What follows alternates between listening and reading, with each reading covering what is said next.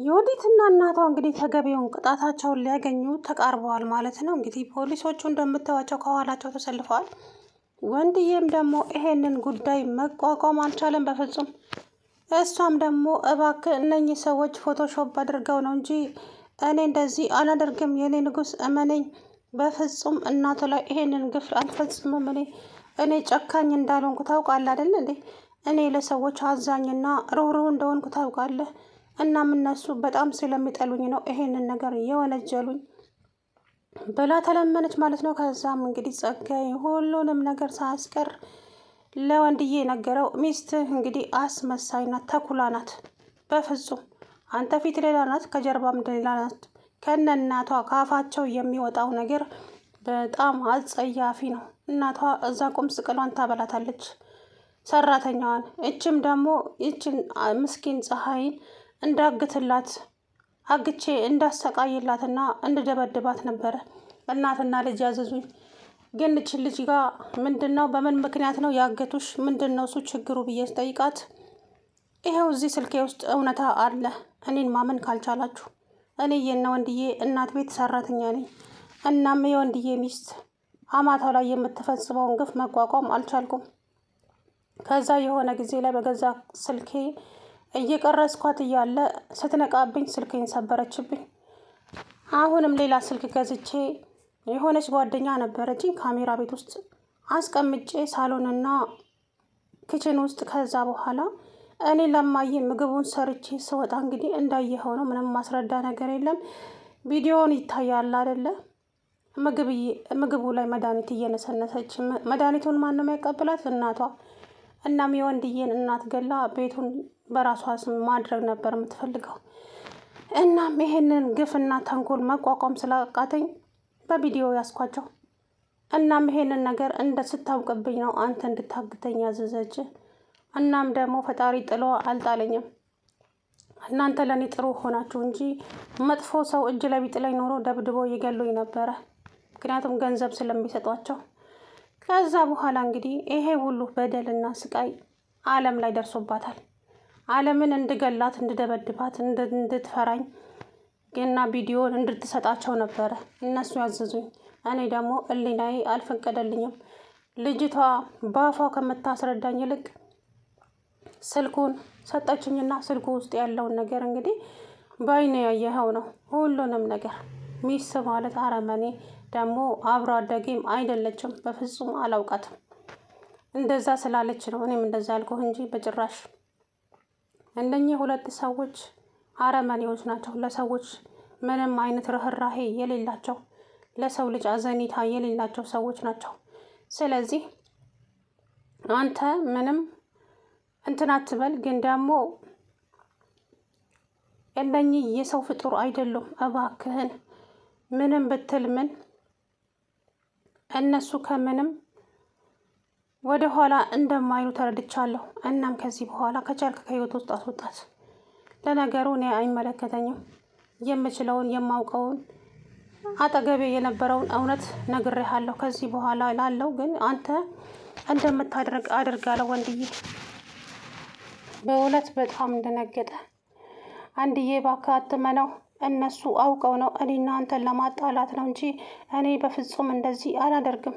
እኔ እንደዚህ እንዴት አደርጋለሁ? ወንድዬ እባክህ የኔ ፍቅር እመነኝ፣ አውቀው ነው እነሱ እኔና አንተን ለማጣላት ነው እያለች እንግዲህ ስትለፈልፍ፣ ከዛ በኋላ አፍሽን ዝጊ፣ አንቺ አፍ የለሽም፣ ዝም በይ አለቻት። አለም ማለት ነው።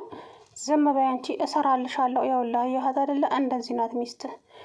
ወይዘሮ ወርቄም ደግሞ እሞታለሁ እንጂ አልታሰርም፣ ቤቴንም አልሸጥም። እማዬ ለሚመጣብሽ ነገር ተዘጋጅተሽ ጠብቂ አላት አስቻለው።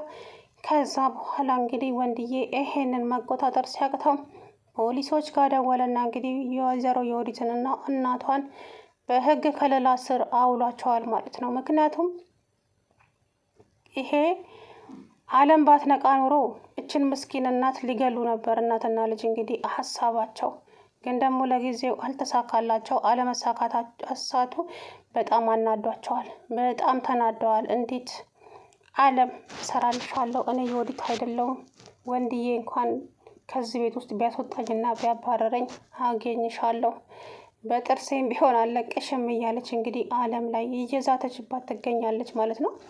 ከዛ በኋላ እንግዲህ የፈለግሽውን ነገር ማለት ትችያለሽ ወይዘሮ የወዲት፣ አሁን ብቻ ከዚህ ቤት ውስጥ በሰላም ውልቅ በይልን፣ አይንሽን ማየት ራሱ አንፈልግም እዚህ ቤት ውስጥ ውጭልን አለቻት። ከዛ በኋላ የወንድዬም እናት እማዬ የምሰማው ነገር እውነት ነው? አዎ እውነት ነው የኔ ልጅ፣ አረመኔ ጨካኝ ናት። እኔን ብዙ ነገር አድርጋኛለች፣ እንደ ውሻ እያንቋሸሸች ስትሰድበኝ። እንደውም ይሄ ልጅ ጊዜ ሪስታውና እሱ እዚህ ቤት መጥቶ አስፈራርቷት ሄዶ ነው። ከዚህ በኋላ እማዬን አንድ ነገር ብትናገሪያቸው ውርድ ከራሴ በይ አልለቅሽም ብሎ አስፈራርቷት ሄደ። ከዛ በኋላ ትንሽ ረገብ አለች እንጂ ስታሰቃየኝ ነው የኖረችው የኔ ልጅ፣ እኔ ምን እንደምልህ አላውቅም አለችው ማለት ነው። ከዛ በኋላ እማዬ ይቅርታ አድርጊልኝ እናቴ፣ እኔ ነኝ በደልኩሽ። እኔማ ጥሩ ሚስት አለችኝ ለእናቴ የምትሆን ብዬ ነበረ፣ ለካሷ እኔ ጋ ብቻ ነበረ እያስመሰለች ያለው። ወይኔ ወንድዬ እስከ ዛሬ ድረስ አይኔ ተጋርዶ ነበር እንዴ ሲል እንግዲህ በጣም ተናዶ አሳዘነኝ ማለት ነው። እውነት ለመናገር እንግዲህ የወዲትም እባክህን እማዬ እባክሽን ወንድዬን ውሸት ነው በይው፣ እባክሽ ወንድዬን ለምኝልኝ፣ ይገለኛል፣ እኔ ምንም አላጠፋውም አይደል እማዬ ዋሽልኝ እያለች እንግዲህ ስትቀባጥር፣ ዝም በይ አንቺ ቀጣፊ አላት ጸጋዬ፣ ዋሽልኝ ትያለሽ፣ እኔ ደግሞ አታፍሪም? ኧረ አንቺ ፈሪ እንዴ! እዛ መተሽ አለምን በተራ ተራ ውሃ እንኳን ስጡ፣ ውሃ ስትላችሁ እንኳን ውሃ እኛ ስናመጣላቸው ልጅቷን ውሃ እያሳያቸውት ውሃ ፊቷ ላይ የምትደፉት አስታውሽ ወይዘሮ የወዲት አታፍሪም? ደግሞ ባለፈ ጊዜ አንድ ቀን እዚህ ቤት አላደረችም አይደለ አለ ወንድዬን። አዎ አላደረችም፣ እኛ ጋ ነው አግተናት ነበረ። ምክንያቱም አለምን መታ እዛ ስታሰቃያት አለም የተቀመጠችበትን ወንበርማ ዛሬ ማየት አለብሽ ብዬ እዛ ስሬን ያሳደርኳት። በነጋታው ደግሞ እናቷ ስትመጣ ልጄን እንዴት ታግቷታላችሁ? ልጄ እኮ ይሄ ቦታ አይመጥናትም፣ ልጄ በድሎት ነው ያደገችው፣ መንደላቀቅ ለምዳ ነው ያደገችው። ይሄ ቦታ የሚመጥነው ለዚች ለመዳም ለአለም ነው እንጂ ለእኔ ልጅ ለወርቄ ልጅ አይደለም እያለች እንግዲህ ያዙ ይልቀቁኝ አለች። ከዛ በኋላ ወይዘሮ የወዲት አሁን ሁለት ምርጫ እሰጥሻለሁ፣ ወይም እዚህ ታስረሽ መቀመጥ፣ አይ እናቴን ተክቼ እኔ መታሰር አልፈልግም እምትይ ከሆነ ምርጫው ያንቺ ነው ስላት፣ እናቷን አስሯ እሷ ወደ ቤት መጣች። ከቤት ስትመጣ ምንድን ነው ያለችህ? የት ነው ያደርሽው ስላት፣ እናቴ ጋር ብላ ዋሸችኝ። ከዛ በኋላ እናትሽ ጋር ሄጄ ጠይቄያለሁ፣ አልመጣችም አላደረችም ብላኛለች ፀሐይ። እና የት ነበርሽ ስላት፣ ወይ መቄዶንያ እኮ ነበር ያደርኩት ብላ አለችኝ። አየህ እቺ ማለት ውሸታምና ቀጣፊ ሚስት ናት። እዛን ቀን እኛ ጋር ያደረችው፣ ምክንያቱም አለምን እዛ መጣ ስታሰቃያት አልቻልኩም፣ በቃ አሰርኳት እና እዛ ነው ያደረችው። በማግስቱ እናቷን አስራ እሷ ወደ ቤት ተመልሳ መጣች። ከዛ ወንድዬ ራሱን መቋቋም አቃተው። እያንዳንዱን ነገር እንግዲህ ፖሊስ ከጀርባዋ ቆሞ እየጻፈላት ነበረ፣ ቃለ መጠየቅ እያደረጉ። ከዛም አለምና ፀሐይም እንግዲህ ለምስክርነት ቀረቡ። በዛም ጸጋዬ ያለ 3 ምስክር ነው የሚያስፈልገው።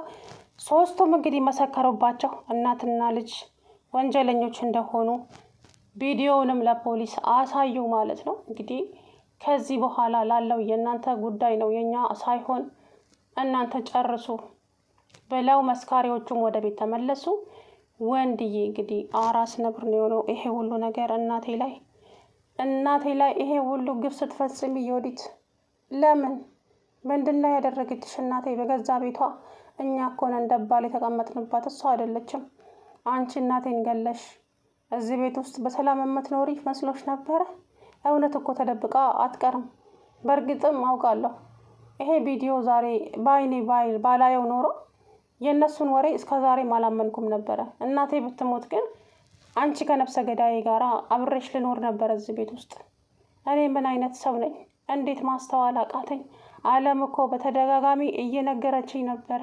ሰም በበል የኔ ውድ፣ አለም አውቃ ነው እኔና አንተን ለማጣላት ነው እንጂ እንደዚህ አላደርግም። እኔ አንቺ አፍሽ ዝጊ። አንቺ እኮ አፍ የለሽም።